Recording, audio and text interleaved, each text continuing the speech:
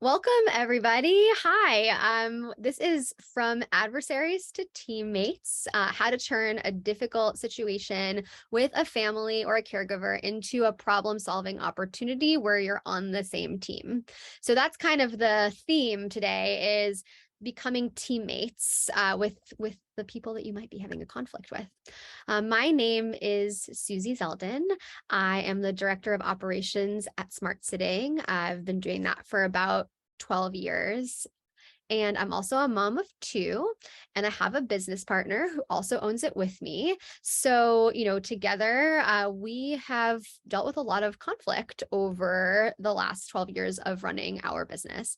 And I've become really passionate about communication and how that can really lead to strengthening relationships and solving problems. And my goal in this session is to give you some tools that I use all the time, and also some that we've developed at Smart Sitting to help you go from being on two opposite sides during a tense moment to actually being on the same side, where you then can strengthen your relationship and hopefully solve a problem when needed. So what we'll do is we'll talk through those different steps. We'll look at a little recipe that I have for communication, and then we'll go through some real life experiences that we've had dealing with conflict. So let's get into it. Conflict, right? It's so funny because conflict feels very jarring and unpredictable, but it actually is very predictable in a certain sense. It's inevitable. It happens to all of us, and we are more or less just waiting for the next one to come up. So it tends to drain time and energy and makes us feel like this little character on the screen. I can think back, especially to the earlier days of being in Smart Sitting and being a business owner, and how all-consuming conflicts can be. Sometimes I would have a situation come up and I would spend an hour crafting just the most perfect email with the perfect words. And then I would send that perfect email to somebody else, and they would look at it and they would give me their feedback, and that would take 45 minutes. And then I would change it, and then I would send and then worry for the whole day. And before I know it, I've lost the entire workday to a conflict. So I don't want that for you, right? I hate that feeling. I don't want business owners who are already this incredible and amazing group of people that are carrying so many things on a daily basis to have to also carry the weight of conflict on their plates. So what I'm going to give you is the conflict resolution playbook that I use. It makes dealing with conflict more predictable. It's repeatable. It can slow communication down so that it's happening at your own pace, and it gives you some confidence in dealing with that that heartbeat moment that sometimes happens when you're going to have to interface with somebody that is none too pleased at the moment. And that does happen. So I would love to start by talking about some goals that I like to keep in mind when I'm going into a conflict situation. And the first goal is pretty simple. It's just that I want to go from being two people on opposite sides of the phone or opposite sides of the experience to two people on the same team. The second goal is just to have a conversation, right? Most of the time, a conflict really can just be a conversation where two people are having different but equally valid experiences, right? So there is this idea that we kind of exist in this binary state. Either you're right or wrong, or I'm right or wrong, or you're being unreasonable and I am being reasonable, or, something along those lines. But it can be true, and is often true, that we're just two different people having two different but equally valid experiences at the exact same time. And they seem oppositional, but they're really not. They're just both true. I can think of an example at Smart Sitting where we did absolutely everything we could to give a client the best possible service. We went the extra mile again and again and again. And while that was true, it was also true that the client was not having the best possible experience. And it was not my favorite situation, but it happens. And coming at it from the approach of, hey, both of these things are true, as opposed to, well, we're doing our best here. It really changes the dynamic. And even if the relationship ultimately doesn't work out, at least you don't walk away from it feeling like a bomb went off, right? So when you go into it, I like to keep these two things in mind. Don't assume the worst. Don't manifest a conflict where there might not actually be one, right? If you come in with your boxing gloves, you might end up punching someone. And if you approach the situation with curiosity and openness, you might be surprised with what you learn, right? So that's kind of what I want to emphasize when I'm speaking with someone. I'm really, truly trying to learn about their experience, understand what's happening, and not go into it with my own spin from the start.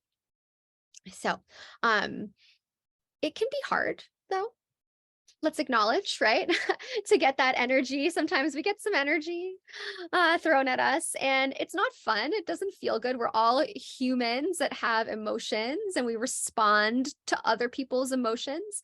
And so, if you've got a family that is doing something and you've already told them not to do this thing, or they're changing the hours around all the time, or their nanny's not staying because they're not paying them consistently, and they call you up and they're like, your nanny is not good, the nanny's leaving, like, you placed me with someone that has a terrible track record, I introduced this person to my children and now they're not even going to stay, we have to do this all over again.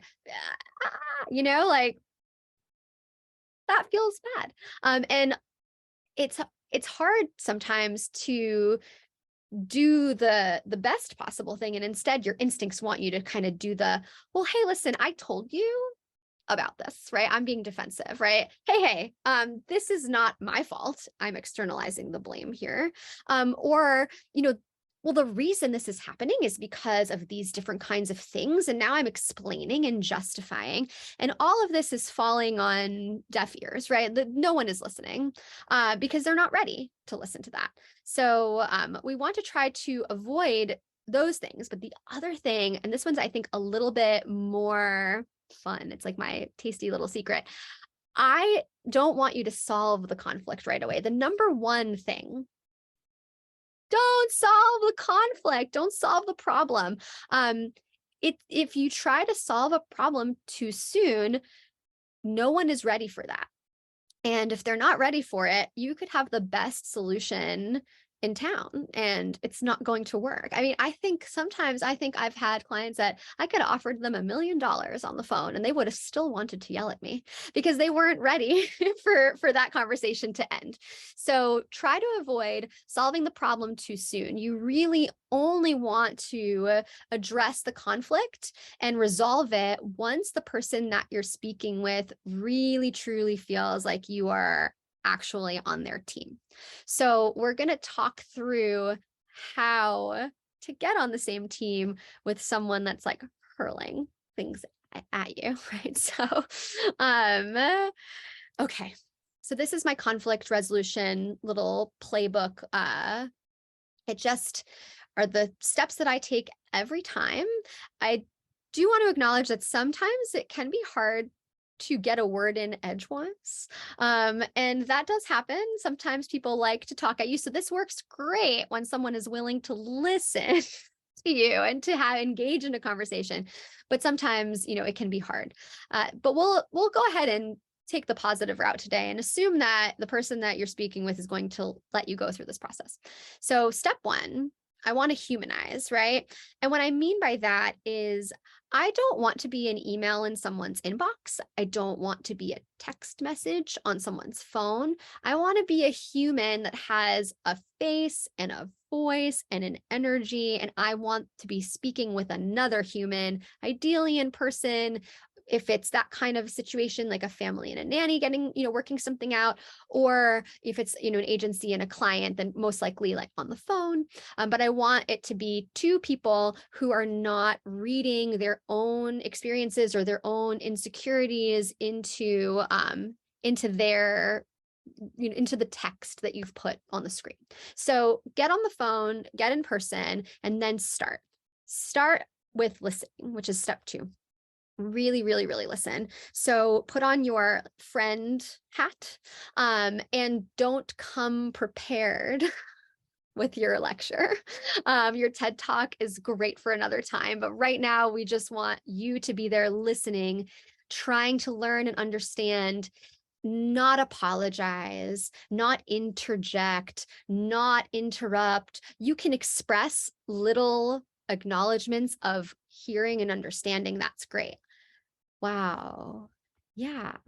Anything to, I'm engaged in this process of listening, right? That you can do, but please don't justify or explain or interrupt, or just let that whole space be all about listening. And your goal in that listening is really to be able to repeat back as succinctly as possible what the experience is of the other person, and to develop it further, right? To really prove that you have heard this feedback, and that you've heard this experience, and you can explain it in a different way using a different set of words to illustrate it. So we'll go through some examples of that. The next step is naming the emotions, right? Because conflicts are intuitively an emotional experience, right? So before we can get much further, we have to address the emotions, because the logic sort of goes out the window when the emotions come in. So until we address the emotional side of the conflict, we really can't get to the logical side. So name those emotions, validate those emotions, right? Going back to that slide about having two experiences that might be different, but that are equally valid and both happening in real time. And then finally, join the team. We'll figure out how to get through this together, but let's remember that we are working on this with a common goal, and we both want the same result. That sometimes gets really, really lost in a conflict. So there's a little script that you can use, that I use, that a lot of people who have experiences in counseling and therapy use. And it's starting with an open question.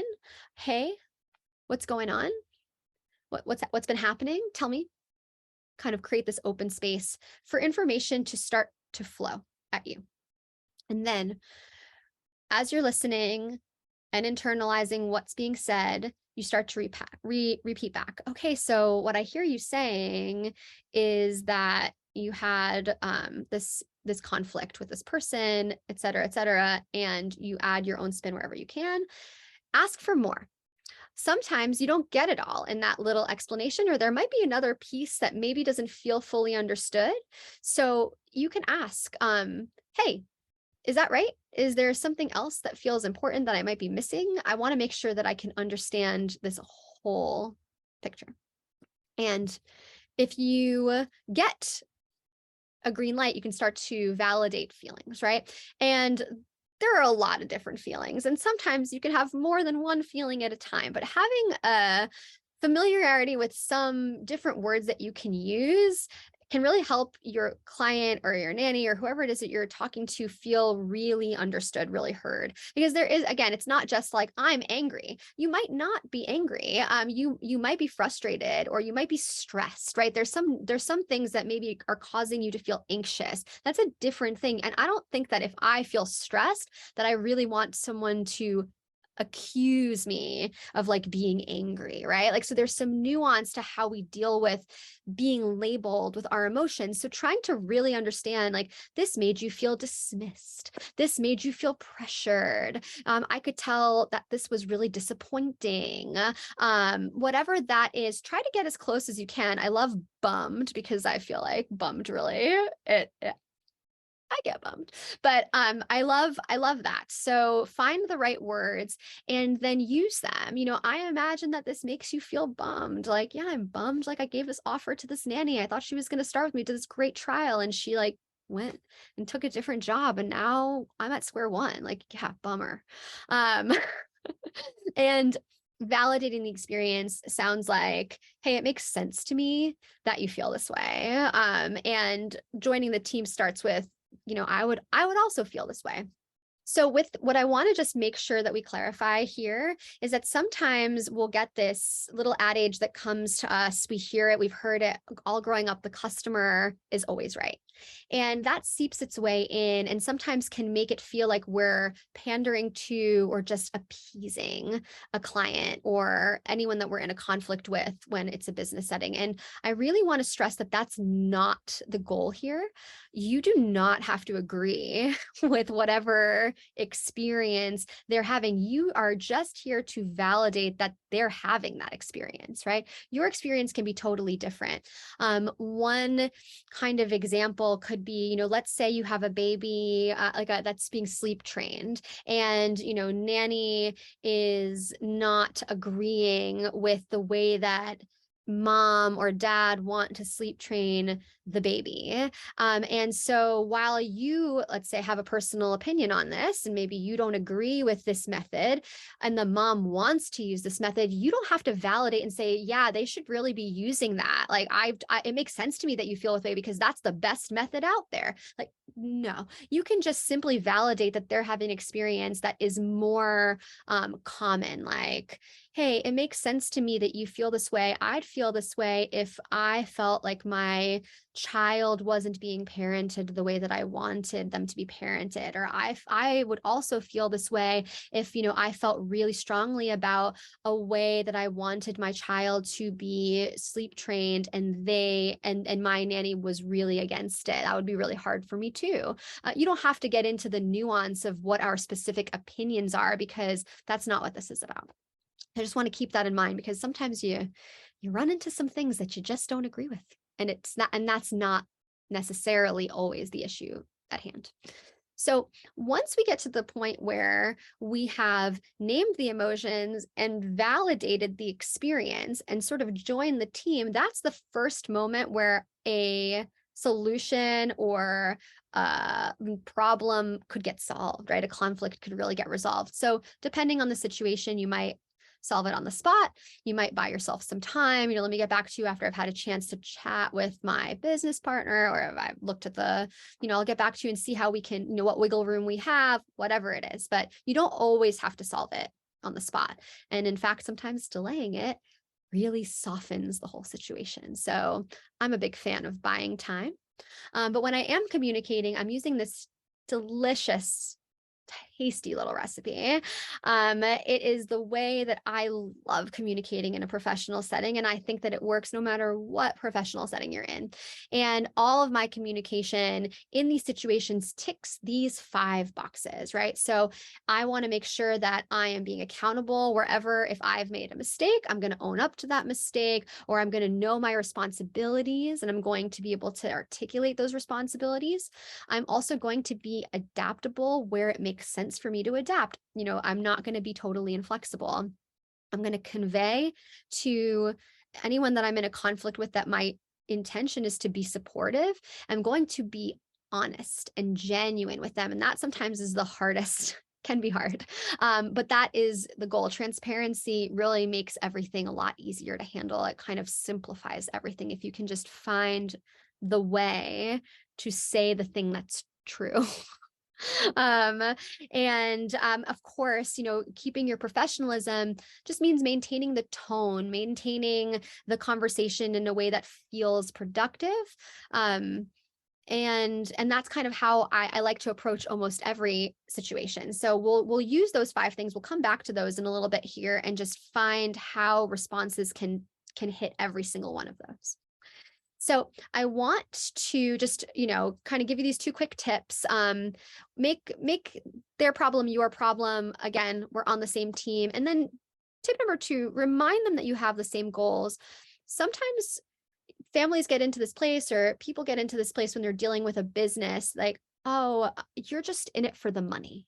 Oh, you just want, you're just trying to get what you can out of me. You get people like that, and I have other feelings about those kinds of situations. But the point is that people can sometimes forget when they're upset or when they're feeling an emotion that the actual goal is the same. Like me getting you a great nanny, if that's what I'm doing, or me helping you with a placement, that's great for both of us, right? I want you to succeed because then, we succeed together. We're not doing this so that we win and you lose, right? Again, like we're not trying to avoid this binary. So reminding them that you have the same goals is actually really helpful. So why don't we talk through like a couple of scenarios, and then we can use that framework that I just illustrated to see how we might respond. So this was a fun one. So nanny benefits drama. We have a family who makes an offer to a nanny for a full-time position. And the nanny comes in, the nanny's in trial mode. So she's already in the home, but the contract hasn't been fully solidified, and they're trying it out to see how it goes. But the family is like, they're starting to, it's going to move forward.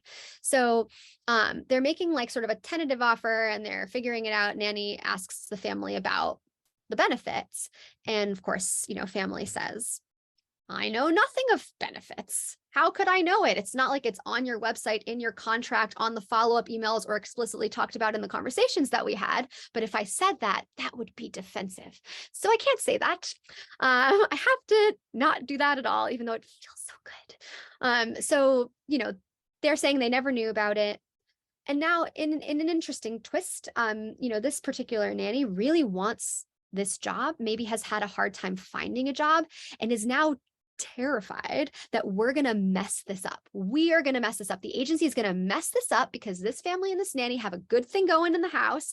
And here we are advocating for some benefits or talking to her about benefits that then she assumes they know about, but they're claiming they don't know about. We've caused a conflict. So the conflict is with the agency. Dad calls us up. You've made me look bad and caused unnecessary drama, by advocating for your nanny. So how do we deal with that? Okay, so I'll play both sides for a quick second here, and then I'll walk you through the framework. So we're going to start by, get that email or get that phone call. We're going to start by getting dad on the phone. Let's find a time to talk. We're not going to send more than 3 sentences in an email. Hey, want to chat? Whenever you have an opportunity, let me know. Want to make sure that we help get on the same page about whatever it is, right? So simple. 3 sentences. Okay, ring, ring, ring. Hey, it's Suzie at Smart Sitting. Hey, it's Dad. Great. Tell me what's going on. Opening sentence. Time for me to listen. So Dad might say, well, so-and-so came in today during her trial and is asking for benefits. Apparently she spoke to someone at your agency and she thinks she's entitled to like healthcare and transportation. We never talked about that. No one ever told me about that. We have no intention of adding that to the benefits package, especially at the compensation that we've already laid out, which is higher than market value, obviously.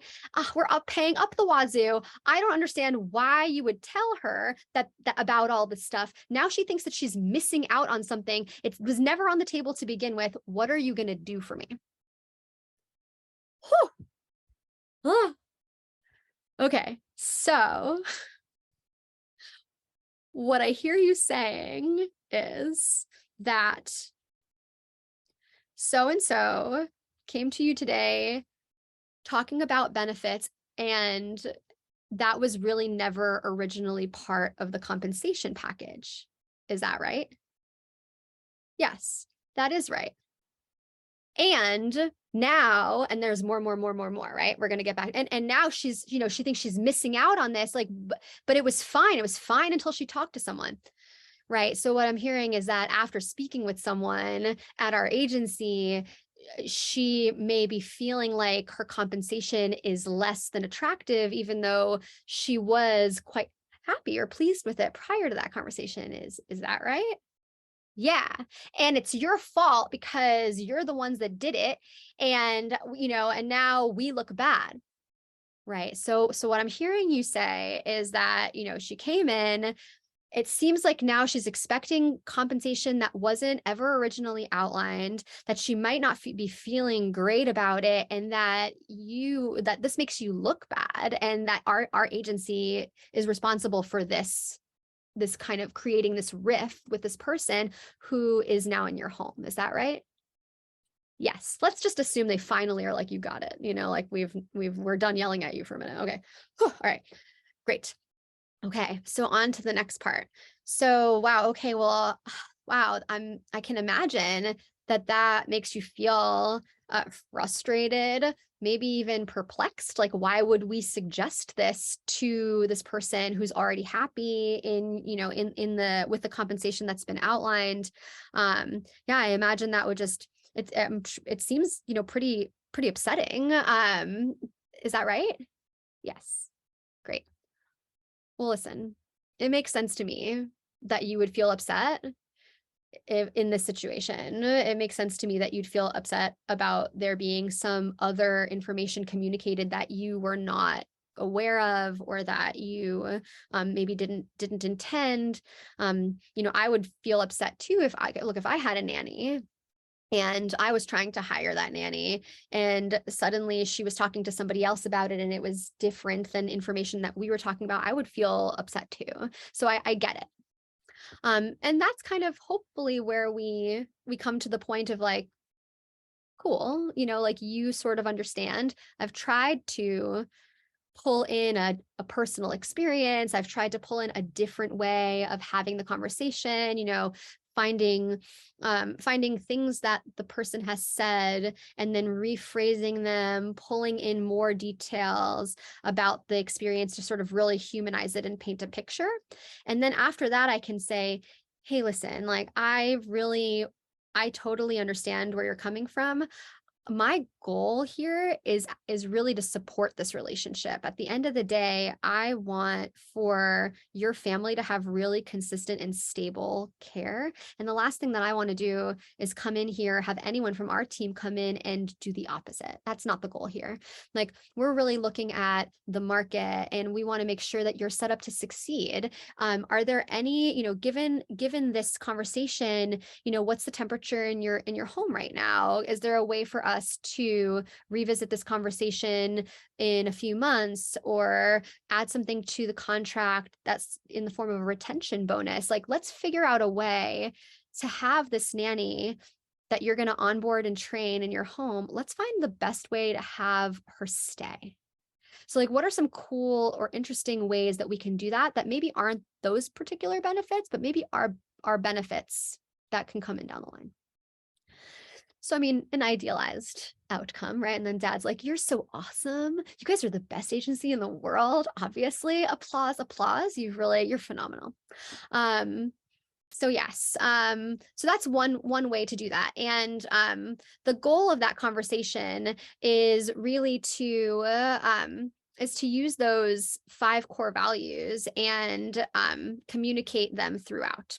So we can try it again with this one. This is a family with no candidates, has a split schedule, got a profile, refuses to meet with them, and agency is strongly recommending that we meet with them. So something like this could be like, mom calls up, hey, I got this profile. I told you I don't want to meet with this person. The person on the phone told me I have to meet with this person. I need to meet with this person, that there aren't any people. What am I even using an agency for? Like, this is unacceptable. Hi, how are you? Thank you for telling me what's going on.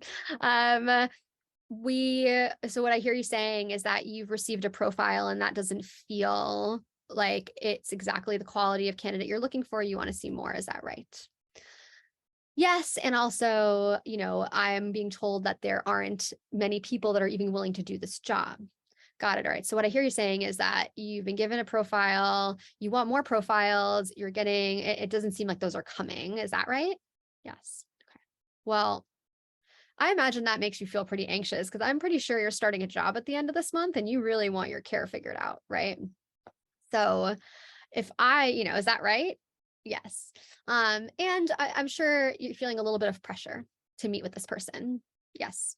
Well, it makes sense to me that you're feeling pressured and anxious about this. If I had, if I was feeling like there was only one candidate to meet with at this time and I was working with an agency, I would feel anxious too. And I would probably feel maybe even confused or misled about the search. And so does that feel right? Yes. Okay, great. So we've named the emotions, we validated. Here's my, core values response, right? Using our five values here. So I want to be supportive. My goal is to be your partner in this journey and to find support that's going to create stability. Being genuine. I don't want to match you with someone that isn't a great fit for your family, but I also want to make sure that you have a realistic outlook on your options. How can I find a way to be accountable? I know we've only sent one candidate at this time. I know that our contract says we'll send up to 3. We will send up to 3. It will happen. It's just going to be a process because of the kind of job that we have at hand. How can I be adaptable? Um, is there a way that we can tweak the job in order to see some more candidates? We'd be happy to try and send it out again. Could we pull any lever, the compensation, the hours? Is there a flexible portion of this that we could maybe send out again to see if it will elicit another response, right? And we're doing this all in a calm professional tone. So accountable, adaptable, supportive, genuine, professional. Those are those 5 things that we talked about. And we want to try and infuse that into the conversation. So I think it might actually be more fun than listening to me talk and pretend to be a parent and also pretend to be myself, to actually go live now and see if the lovely moderator would be interested in doing some live role play for these kinds of situations. What do you say? I hope you say okay. I'm going to assume you say okay. So I want to thank you so much already for being part of this, for listening, for learning. And I'm excited to see you in just a few minutes. Thank you so much. Girl, you already knew I am down. I was down from day one for some live role play. I am always down to role play some conflict and see how we can come up with some good solutions. So let's get into it. Do you have some scenarios, or would you like me to roll through the Q&A? What were you thinking? We can roll through Q&A. That would be great. Awesome. All right. So the first question that we have is, how do you handle conflict between a caregiver and a client? Which I feel like you kind of covered, but if you want to kind of roll back through, you can. Oh, yeah, totally. So when we try to help nannies and families or caregivers and families through conflict, our main goal is to try to get them to communicate directly. Yeah. um, because you're on the risk of saying something that is not quite right or doesn't quite hit. I like nuance is very important to me, and I feel like it's hard for someone to articulate and to know exactly what I'm going through. So we usually would recommend that. And we remind our caregivers of that recipe. Those are our core values. We use them for everything. And we talk to caregivers about them all the time. So we coach people through how to have the conversation, how to be accountable, how to try and make sure they hit all 5 of those pieces in the conversation. And really, families need a good amount of coaching. I think families sometimes have the hardest time being genuine. Yeah, I would agree. I would agree a lot. You have another great question that says, each client and candidate has a different anger style and communication method when they're frustrated. How do you gauge the best response in that moment? Ooh, so if you have 2 people that have a different anger response, that's a great question. I like to stick to for me, it's a one-stop shop solution. So sort of whatever anyone else is bringing to the table in terms of how they manage their anger, my position is always to stay the same. It's to stay professional, to keep my tone. And if it feels like the conversation is going to be unproductive because someone is coming with either like a more aggressive style, or like maybe even like a shutdown, like a shutdown style, then I might just suggest delaying the conversation. Like, hey, I'd love to keep talking about this, but I bet we do a better job of it if we came back to it tomorrow morning or something like Yeah. that. I hope that answers the question. I don't know if it does, but Yeah, I think it does. I found that your response actually to be very helpful and something that we often do and find success with. So I think it's a great look. How long do you wait before intervening when a disagreement occurs between two of your team members? ooh, like two Mhm. team members like on my administrative team. Possibly, Huh. yes. Oh my goodness. Can I tell you that we are so deeply steeped in our core values that we have not had an inter team conflict in Mm, years? I love that. There hasn't been. I know that sometimes like I have to check myself because sometimes I can get excited and I can like really want something to happen. I can want something to happen really fast. And Mhm. like like trained myself to sort of slow my roll a little bit and like give people the space that they need to tell me, when they need more time or when they want to go at a different pace. And I think that might be the closest thing to a conflict that I think we've had. And it's just because we train people to make sure that they're communicating in that exact style. So like I guess maybe to elaborate a little bit more on that, like if I did have two teammates that were having a conflict, I would not intervene to like into to mediate the actual conflict, but I would try to coach each individual person, being like, hey, take the time away so that you can cool down if it's a conflict. And when you come back to it, can you come to it with a supportive, genuine, professional, accountable, and adaptable perspective? Because that's when you need to have that conversation. I think that's such a great point and so valuable because all science says, even with our children, when we jump in to mediate something and attempt to solve it for them, we take away their ability to have power in a situation and to, authentically learn. And so I really love the way that you, even if you were going to give advice to it, that you allow them to work through those steps themselves so that they can own their power there and they can learn genuinely from that situation. Can you recommend a book on the topic of conflict resolution amongst teammates? If you follow me on my socials, I will do that for you. um, I, I don't have one off the top of my head, but if I do run into one, I'll make sure to post it in the like some of the agency resources and stuff that we have. Perfect. When do you try to solve a problem if you're not solving it immediately? So in your when you were speaking earlier, you say you don't try to just get in. That's one of the things that a lot of people do as soon as they get on a phone call is they try to solve the problem immediately. So if you're not solving it immediately, when are you trying to solve the problem? Yeah. Sometimes days later, sometimes at the end of the week, sometimes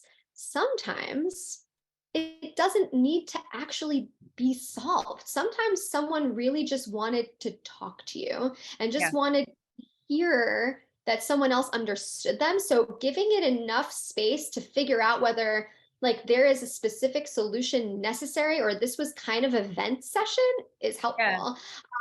But a lot of times it's like within 24 to 48 hours, it really depends on where the mood of the person is that's kind of experiencing the distress and what circumstances around it are important to weigh. Like, is there like an impending trial or some kind of an interview that's happening, or is there someone's leaving? Like, obviously, those things would dictate how quickly I would want to solve it. But usually when I'm delaying, I am trying to de-escalate.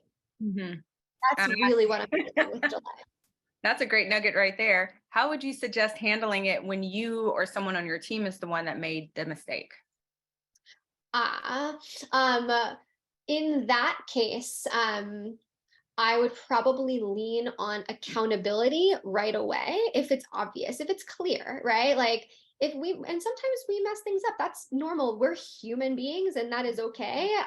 So I would usually own up to that real fast, especially Mhm. if I felt like it was clear, like, hey, I completely understand that like this was something that, this was a misstep on our end. I will still delay solving it. Let me get back to you on how we can support you through this. Like we need to regroup because we might need to Mhm. regroup. Sometimes we change our processes when someone doesn't like something. I have a great example. of a client that really didn't like one of our pricing policies and felt like had skipped had been working with other agencies and really like we were the only company that sort of had this particular policy about how we treated our registration fee and really felt like nickel and dimed in a way that we didn't that was not our goal, like obviously. And so we ended up having a conversation with that client later on, being like, hey, like we get it. We ended up changing our policy, and that client has been, first of all, it was a good point. It was a good Yeah. point, Mhm. like granted, right? It was a good point, and that client has been the number one referrer of high net worth, high profile families ever since we just connected like humans, being like, I hear you. I Mhm. get why this doesn't make sense right now, you Yeah. know? Mhm. That's really a great example. I hope everybody is learning and taking notes and all the things. I think we have time for one more. Do you have a script for when a mutually agreeable solution just isn't in the cards? Like if you follow the framework and the script and the conversations just are not going in a productive or healthy way, what is an abort mission type of phrasing? um like I think sometimes that is an abort mission, and I might say some things here that maybe some other people aren't comfortable saying, and that's okay. Like you need to make sure that you stay true to where you want to be. Mhm. Sometimes when I feel like I really want to abort, I might say something like, look, I'm sorry that it went in a direction that didn't please you. Like, I'm an apologizer. Not everyone believes in apologizing. You do your thing. But I might say, like, I'm sorry that this didn't go in a direction that we were both hoping. Like, I just don't know that we're the best suited to continue helping you in this way. Like it just doesn't feel like from what we've done now, up to this point, it feels like this is going to be how it's going to continue to go, and you're not Yeah. getting the result that you want. So like it's probably better for us to part ways. But if we can still be a resource for you in some way, if we can help answer some questions, if there's some market guidance that we can give you, we're still a person that you still know Yeah. us, we're humans, like we're here, like we don't have to like block each other. Yeah. It's not a bad breakup, right? It's just, Yeah. hey, like this business relationship is maybe not going to continue, but that doesn't mean that the human relationship here has to end. Yeah, yeah. I love that. I love your approach on that. Ladies and gents, we are wrapping up this. I saw that there was one more question with regards to webinars for agencies on mediating conflict. APTA would love to help you with that and to meet that need. And that's absolutely something we can add to the webinar docket. And hopefully we can have Suzie join us on that. I hope that you have learned new ways to appreciate conflict, to navigate conflict, and hopefully to avoid some conflict, right? We have our next session coming up in about 13 minutes. So take a bio break, drink another cup of coffee, walk outside, stretch your legs and your fingertips. And we look forward to seeing you back here in just a few. Thank you so much for your time. Thank you.